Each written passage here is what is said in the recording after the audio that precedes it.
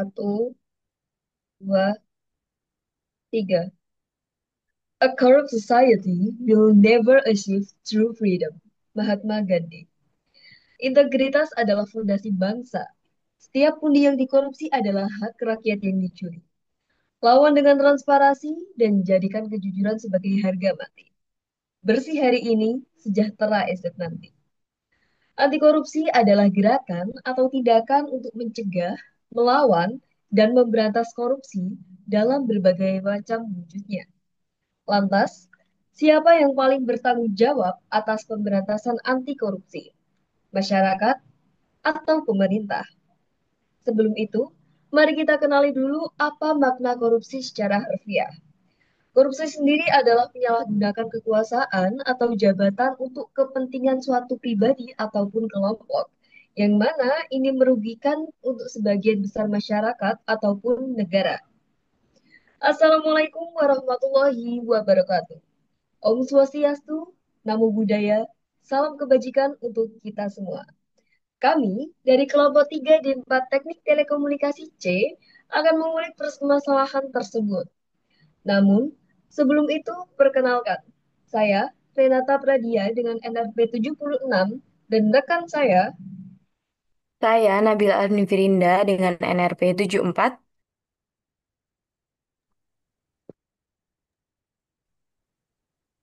Saya Jeremy Saragi, NRP 77.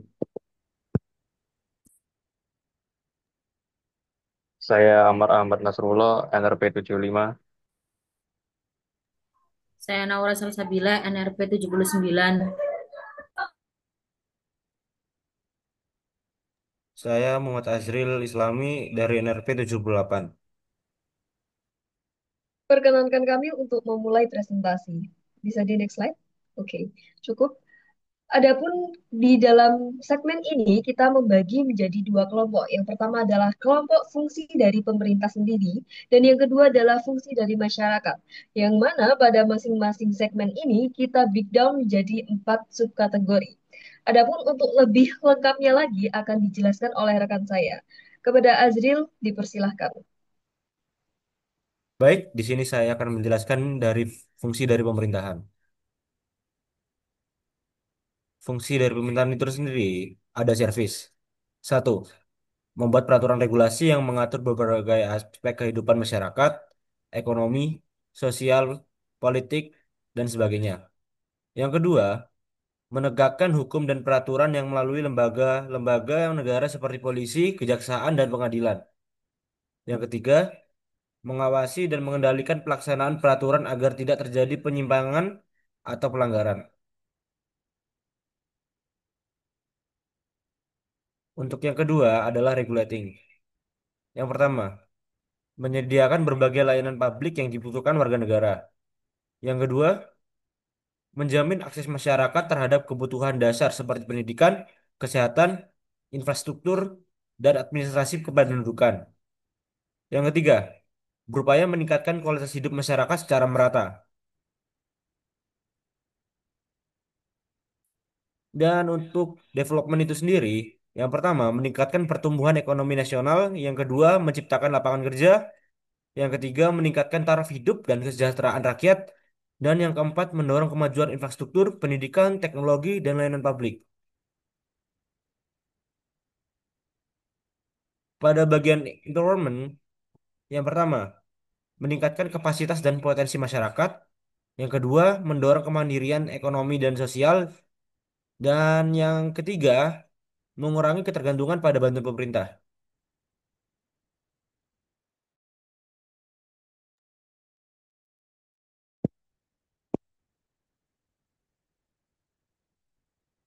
Baiklah, di sini saya akan melanjutkan yaitu fungsi dari masyarakat. Fungsi masyarakat di sini dibagi menjadi empat. Yang pertama itu legitimasi, yaitu memberikan keabsahan dan dukungan terhadap kebijakan dan lembaga pemerintah. Legitimasi adalah dukungan masyarakat terhadap pemerintah dan kebijakannya, yang membuat kekuasaan pemerintah dianggap sah secara moral dan hukum. Tanpa legitimasi dari rakyat, pemerintah bisa kehilangan kepercayaan publik dan stabilitas politik bisa terganggu. Contoh dari legitimasi yaitu ikut serta dalam pemilu presiden maupun lembaga legislatif. Dan yang kedua, mendukung lembaga KPK dalam memberantas korupsi agar KPK tidak mendapat tekanan politik atau hal tertentu.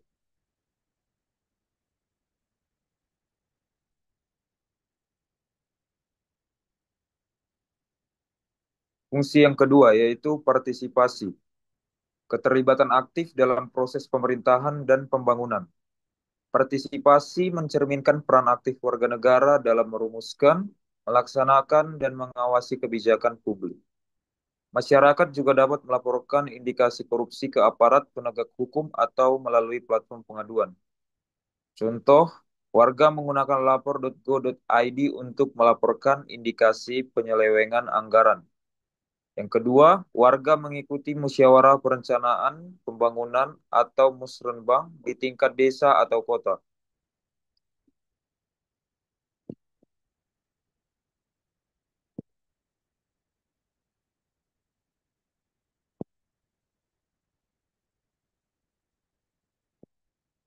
Fungsi yang ketiga yaitu aspirasi, menyampaikan keinginan, saran, atau kritik terhadap pemerintah. Aspirasi masyarakat penting agar kebijakan yang dibuat sesuai dengan kebutuhan dan kondisi. Aspirasi ini bisa melalui media sosial, forum warga, atau aksi massa. Contoh yang pertama, aksi damai dan kampanye di media sosial dengan tagar hashtag tolak koruptor bebas. Yang kedua, mahasiswa menyampaikan tuntutan melalui demonstrasi terhadap kenaikan biaya pendidikan.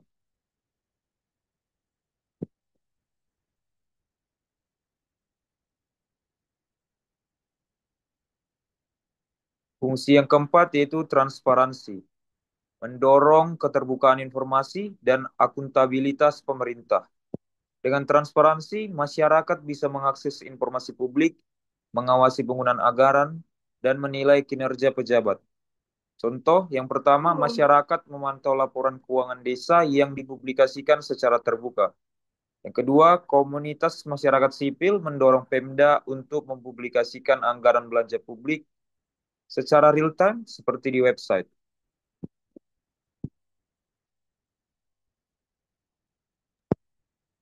Kemudian, siapa yang paling bertanggung jawab dalam proteksi anti korupsi? Ketika berbicara tentang perlindungan terhadap korupsi dalam konteks pemerintahan, maka pihak yang paling bertanggung jawab adalah pemerintah itu sendiri. Mengapa?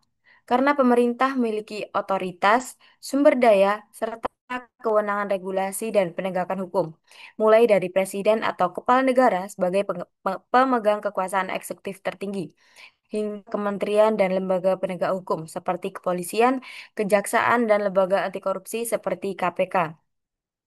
Pemerintah bukan hanya bertugas menindak, tapi juga memastikan sistem berjalan transparan, akuntabel, dan tahap tertahap penyimpangan. Tanpa komitmen kuat dari pemerintah, upaya pemberantasan korupsi akan pincang dan kepercayaan publik akan terus menurun. Oleh karena itu, tanggung jawab utama berada di pundak mereka yang memegang kekuasaan dalam sistem pemerintahan.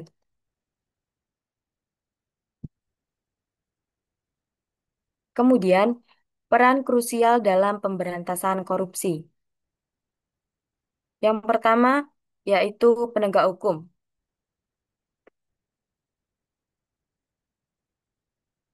Pemerintah harus menegakkan hukum secara tegas terhadap pelaku korupsi, termasuk dengan memberikan hukuman yang adil dan memberikan kepastian hukum. Yang kedua, peningkatan transparansi. Pemerintah perlu meningkatkan transparansi dalam pengelolaan keuangan negara dan kegiatan pemerintahan, sehingga masyarakat dapat mengawasi penggunaan anggaran publik. Yang ketiga, yaitu pendidikan anti korupsi. Pemerintah perlu melakukan sosialisasi dan edukasi anti korupsi kepada seluruh lapisan masyarakat, khususnya bagi aparatur sipil negara dan pelajar, untuk meningkatkan kesadaran dan membangun budaya anti korupsi. Yang terakhir, yaitu membangun sistem pengawasan yang kuat. Pemerintah perlu membangun sistem pengawasan internal yang kuat di berbagai instansi, serta meningkatkan peran aparatur pengawasan internal pemerintah dalam mengawasi pengelolaan keuangan dan kinerja pemerintah.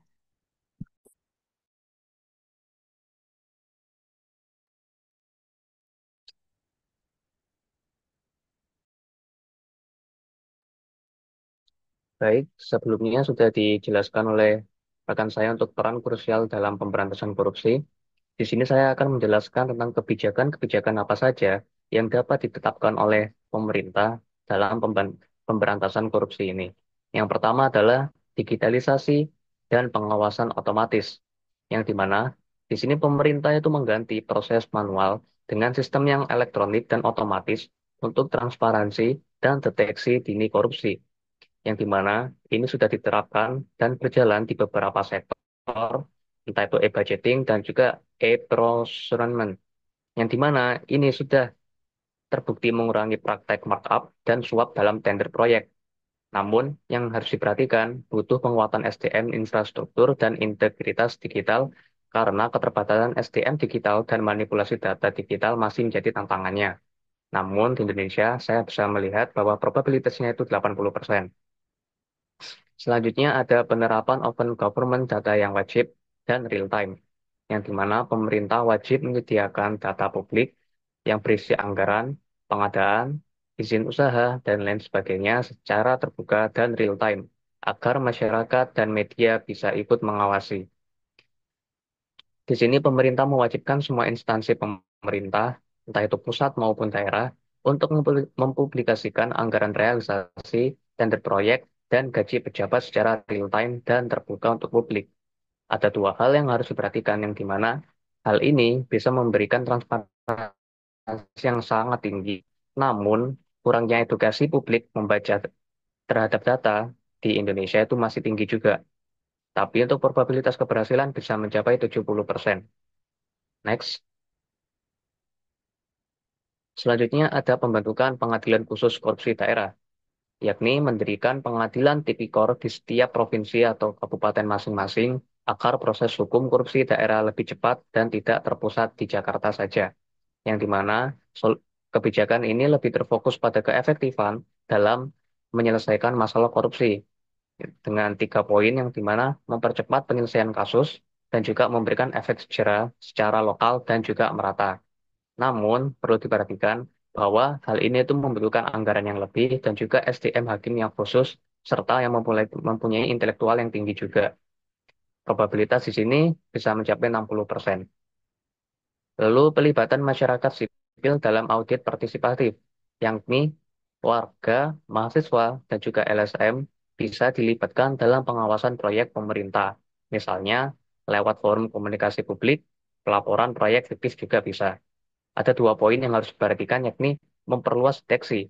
Dikarenakan semakin banyak yang bisa berpartisipasi dalam auditnya, itu bisa memperluas deteksi jika ada korupsi. Lalu, yang harus diperhatikan juga adalah mengedukasi warga, dikarenakan pemerintah sendiri berawal dari warga juga. Jadi harus diedukasi sejak dini bahwa korupsi itu adalah hal yang bisa merugikan dan juga tidak baik untuk dilakukan. Untuk probabilitasnya ada 75%. Selanjutnya adalah penyitaan aset yang mencurigakan atau tak wajar, yakni aset yang tak masuk akal atau tak wajar yang tiba-tiba masuk bisa disita negara tanpa harus menunggu vonis pengadilan pidana korupsi. Tapi perlu diperhatikan juga bahwa ini itu harus memiliki payung hukum yang kuat dan tidak melanggar HAM. Lalu potensi disalahgunakannya juga tinggi.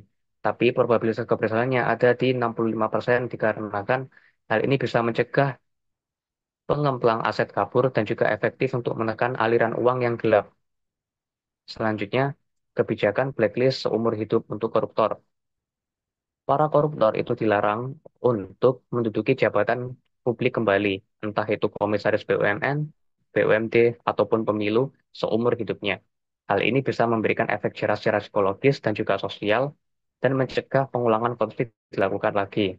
Namun, ini masih pro kontra terhadap HAM, yang dimana semua orang memiliki HAM yang sama, lalu perlu juga revisi UU dan juga putusan MK. Probabilitasnya mencapai 55%.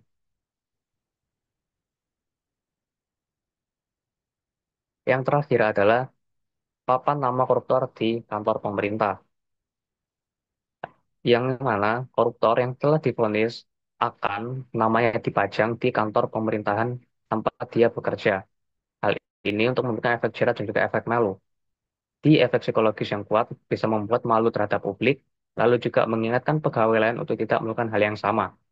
Tapi harus hati-hati karena dapat melanggar hukum juga yang dimana ada hukum yang melindungi nama baik seseorang. Probabilitasnya mencapai 60%. Mungkin bisa dilanjutkan oleh rekan saya.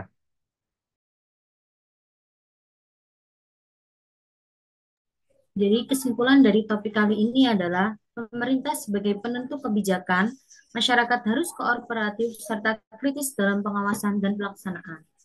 Dengan demikian presentasi dari kelompok kami berharap bahwa presentasi ini dapat memberikan gambaran yang lebih luas dan jelas mengenai topik yang sedang kami bahas. Sekian, terima kasih.